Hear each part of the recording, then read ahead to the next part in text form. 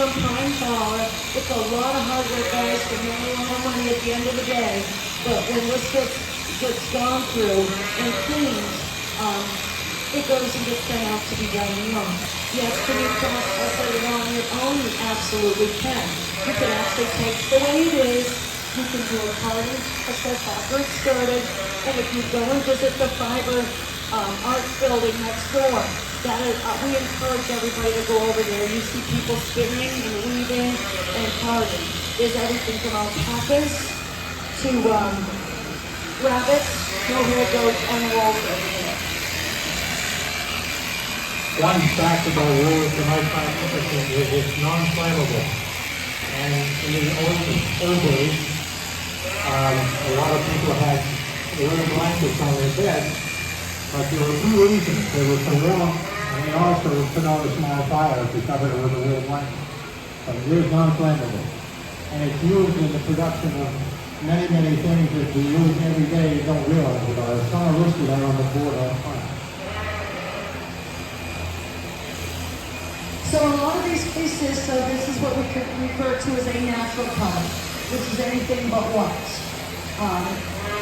Fun fact is when you get over into the UK and New Zealand and that way, black sheep are really not sought after. Why? Because they mass produce. They want the white faces. So the black sheep in the family kind of follow suit as to why it is.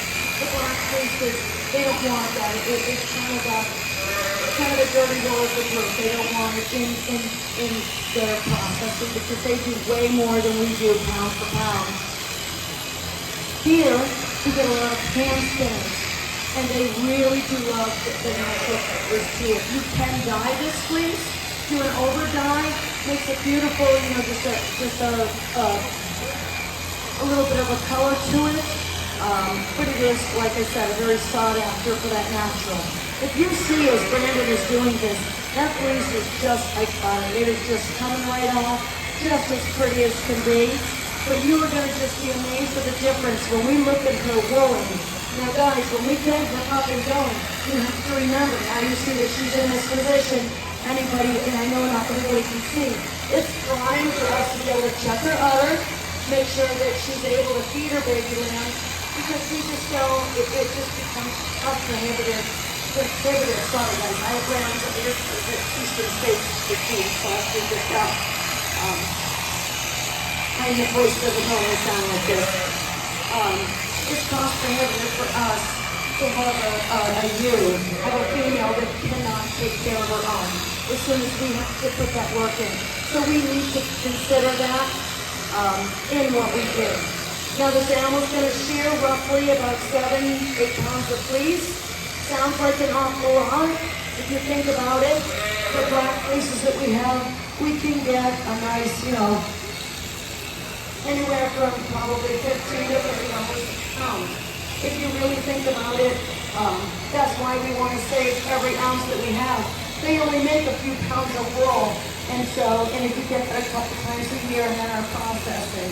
So it's everything that we can get from that is valuable. Does shearing work hurt them? No, it does not. It's just getting our hair cut. Absolutely. It's actually the most humane thing we could absolutely do for them. Again, the wool is very hot on them. It gets very heavy, especially when it's wet. So, what was that sheep? What was that sheep that was over? Escaped shearing for 6 years. It was in Australia, I believe, or New Zealand.